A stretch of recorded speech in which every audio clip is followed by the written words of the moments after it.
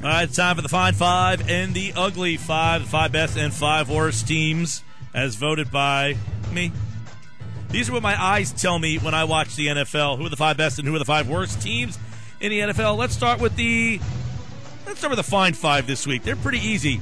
The Fine Five is exactly the same as the Fine Five was in week number 2. That's because they all won.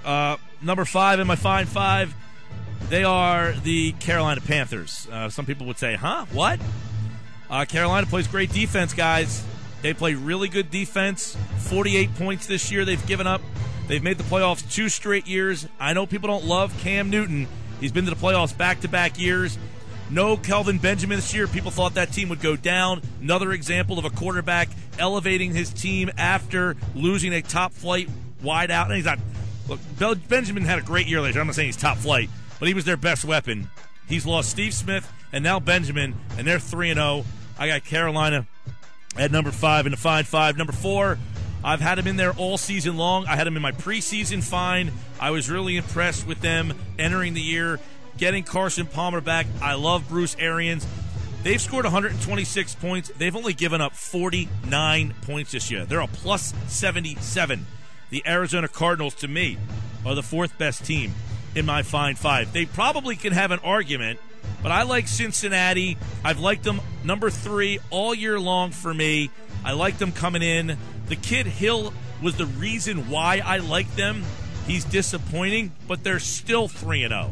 They've only given up 56 points. They went on the road and won in Baltimore. They went on the road. They won in Oakland. Cincinnati, typically not a great road team, and they're 2-0 on the road and 3-0 in the year. That's impressive to me. They are the number 3 team in my Fine Five. Number 2, and these two teams can have a fist fight for the top spot. Right now, they're both playing way above everybody else. It's Green Bay. Their quarterback is just unbelievable. You can cut the MVP trophy down the middle and award it to both of these guys. 1, 2, Brady, Rodgers. I go Rodgers 2, Brady 1 right now in the Fine Five. Although John McMullen yesterday gave his MVP vote to Julio Jones, and they are just out of my Fine Five are the Atlanta Falcons. Not quite sold on those guys yet. You know why? Because defense wins. And the 5 teams I listed all play pretty good defense. They are my Fine Five for the 2nd week in a row. The same exact Fine Five. And in the history of the Fine Five, Ugly Five, that has never happened. So that's the first. All right, over to the Uglies here. This one is like a steel cage match. Everybody seems like they want to get in the Ugly Five. And I would let you all in. I mean, there's a lot of teams that certainly have a case to be in my Uglies, but you are the 5 worst teams, starting with number 5. I hate to do it. The New Orleans Saints, when the Saints start losing games at home, that bothers me about them. They're 0-3. They lost to Tampa at home. Their quarterback's hurt. They don't play good defense. I think the Saints are a team that's spiraling out of control. They are number 5 in my Ugly Five. Number 4, the only reason they're number 4 is because they beat the Saints, and that's Tampa. They went back to their losing ways after they beat the Saints. They lost last week. They've given up 80 points on defense in just 3 games. They got a rookie quarterback. They're going to have growing pains. But right now, the Tampa Bay Buccaneers, they're number 4 in the Ugly Five. Number 3, I think in the history of the Fine Five, Ugly Five, the Jacksonville Jaguars, I don't know that there's a week that they've ever been out of the Uglies. They're 1-2. They've given up 91 points this year. Blake Bortles is your quarterback. End discussion right there. He's just not the guy. He's not the guy. He's never going to be the guy. He's going to go the way of the Christian Ponders and a lot of guys in those couple draft classes that were all getting drafted in the first round just because. He's going to be another one that 4 or 5 years down the road, he's going to be playing in like San Francisco as their 3rd string, and you're like, oh, there's where Blake Bortles ended up. Jacksonville, number 3 in the Ugly Five. Number 2 this week in the Ugly Five. They had a case for number 1, but number 1 certainly deserves it. The San Francisco 49ers have a victory this year. That keeps them out of the top spot. They've given up 93 points this year on defense. They got lambasted last week against Arizona. Their coach is, Well, he'll probably be at your Thanksgiving dinner because I don't know that he'll make it through the season. Jim Tomasulo was a nice joke for a little while, but now he seems like he's a joke. The 49ers, number 2 in the ugly 5. He was a nice story after the first game. That's why you can't judge these games week to week. The 49ers beat the Vikings on opening night. Well, they got a lot of young players on defense. Maybe they... No, they're the 49ers and they stink. That's who they are. The Vikings have won both games since then, by the way.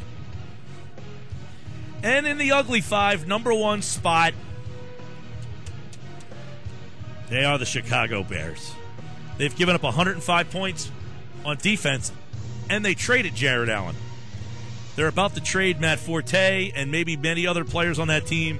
They are about to become the Philadelphia 76ers of the NFL. They are just getting rid of everybody. They're going to start from scratch and tear this thing down. The monsters of the Midway no longer. Jimmy Clausen played quarterback. You remember what I just said about Blake Bortles? That was Jimmy Clausen a couple of years ago. Hey, whatever happened to that Jimmy Clausen? He started a game in the NFL for the Bears this week, and that is why they are number 1 in the ugly 5 this week. Other teams under consideration, everybody not in the fine 5. Detroit's 0-3. They played a tough schedule, but they could have been in there. You could have gone with Baltimore 0-3, but I certainly don't think they're one of the worst 5 teams in the league. Miami got blown out this week. They could have been in there. You could have certainly thrown Washington and Philadelphia in there, but the Eagles won. Washington's been terrible. You could have thrown I don't know if anybody else really deserves to be in the 5 worst category. Hey, guess what? For the first time in the history of the ugly 5, I think Oakland made their way out. Congratulations to Oakland. The NFL is a better place when the Raiders are somewhat relevant. 2-1 are the Raiders, and they got a winnable game this week. They can get to 3-1. We'll see. They got a tough schedule down the road, though.